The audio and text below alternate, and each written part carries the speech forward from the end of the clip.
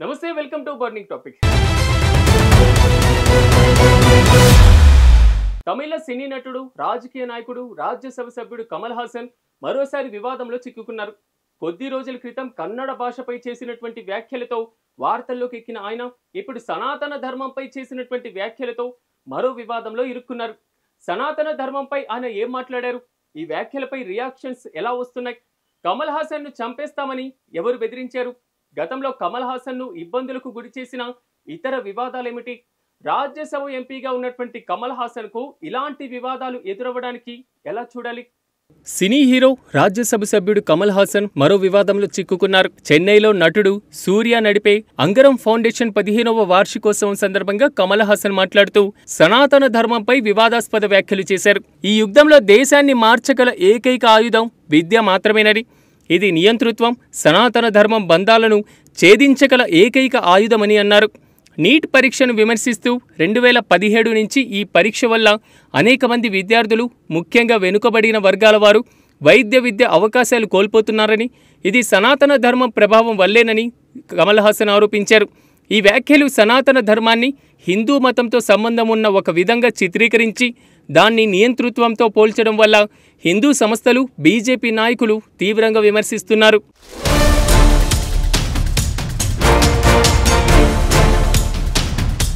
కమల్ హాసన్ వ్యాఖ్యలపై తమిళ బుల్లితెర నటుడు రవిచంద్రన్ తీవ్రంగా స్పందించారు. ఒక యూట్యూబ్ ఇంటర్వ్యూలో రవిచంద్రన్ కమల్ హాసన్ పై మండిపడ్డారు. కమల్ హాసన్ గొంతు కోస్తానని బెదిరించారు.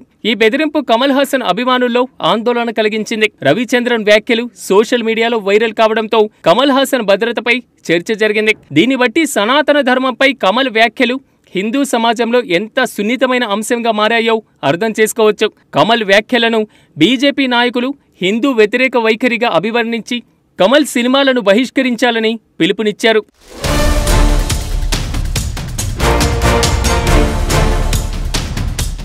ఈ ఏడాది జూన్లో కమల్ హాసన్ తన సినిమా థగ్ లైఫ్ ప్రమోషన్ సందర్భంగా చెన్నైలో జరిగిన ఆడియో లాంచ్ ఈవెంట్లో కన్నడ భాషపై వివాదాస్పద వ్యాఖ్యలు చేశారు. కన్నడ భాష తమిళం నుంచి పుట్టిందని ఆయన చెప్పుకొచ్చారు. ఈ వ్యాఖ్యలు కర్ణాటకలో తీవ్ర విమర్శలకు దారితీశాయి. కన్నడ భాషాభిమానులు, ప్రో కన్నడ సంస్థలు, బీజేపీ నాయకులు ఈ వ్యాఖ్యలు కన్నడ భాష, సంస్కృతి గుర్తింపును కించపరిచేలా ఉన్నాయని ఆరోపించారు. కర్ణాటక హైకోర్టు ఈ వ్యాఖ్యలపైన కమల్ను తప్పుబట్టింది. మీరు బహుభాషావేత్త లేదా చరిత్రకారుడా? ఒక భాష మరొక భాష నుంచి పుట్టిందని ఎలా చెప్పగలరని ప్రశ్నించారు.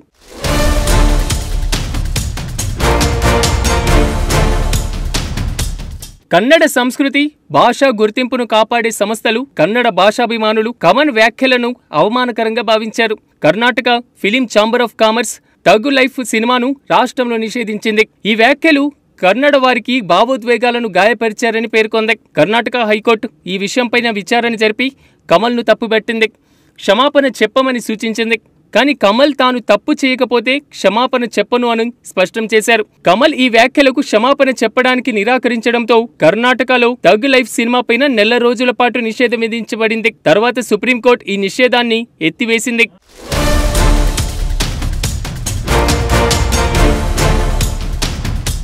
గతంలో కమల్ హాసన్ ఎలాంటి వివాదాలు చిక్కుకున్నారు? కమల్ హాసన్ గతంలో కూడా పలు వివాదాస్పద వ్యాఖ్యలతో, సినిమాలతో ఇబ్బందులు ఎదుర్కొన్నారు. 2017లో కమల్ హాసన్ ఒక కాలంలో హిందూ తీవ్రవాదం గురించి మాట్లాడారు. దీనిని హిందూ సంస్థలు, బీజేపీ నాయకులు తీవ్రంగా విమర్శించారు. ఈ వ్యాఖ్యలు హిందూ సమాజాన్ని అవమానపరిచేలా ఉన్నాయని ఆరోపణలు కూడా వచ్చాయి. కమల్ హాసన్ నటించిన విశ్వరూపం సినిమా ముస్లిం సమాజ భావోద్వేగాలను గాయపరిచిందని ఆరోపణలు ఎదుర్కొంది. దీనివల్ల సినిమా నిషేధానికి గురైంది. తర్వాత కోర్టు ఆదేశాలతో విడుదలైంది. 2019లో ఒక ఎన్నికల ప్రచారంలో కమల్ హాసన్ మొదటి హిందూ తీవ్రవాది గాడ్సే అని వ్యాఖ్యానించారు. దీనిపైన దేశవ్యాప్తంగా విమర్శలు, ఆందోళనలు చెలరేగాయి. కమల్ హాసన్ తన రాజకీయ పార్టీ ద్వారా తమిళనాడు రాజకీయ నాయకులపైన, ప్రభుత్వ విధానాలపైన చేసిన విమర్శలు కూడా అనేకసార్లు వివాదాలకు కారణమయ్యాయి.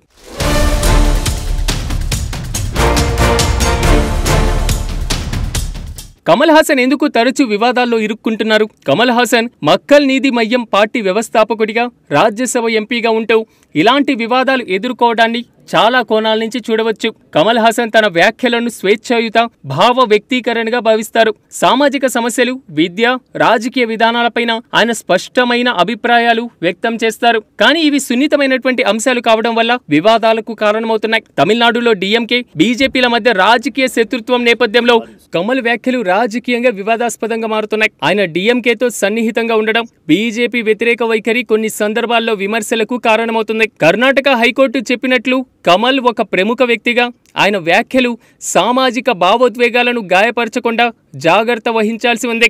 ఆయన వ్యాఖ్యలు కొన్నిసార్లు హిందూ సమాజం, కన్నడిగుల భావోద్వేగాలను గాయపరిచాయని విమర్శలు వచ్చాయి. అటు కమల్ హాసన్ సినిమా నటుడిగా, రాజకీయ నాయకుడిగా 2 పాత్రలు నిర్వహిస్తున్నారు. ఆయన సినిమాలను బహిష్కరించాలనే పిలుపులు, నిషేధాలు ఆయన రాజకీయ నాయకుడిగా చేస్తున్నటువంటి వ్యాఖ్యల నుంచి ఉత్పన్నమవుతున్నాయి. ఇది ఆయన కెరీర్ పైన ప్రభావం చూపుతోంది.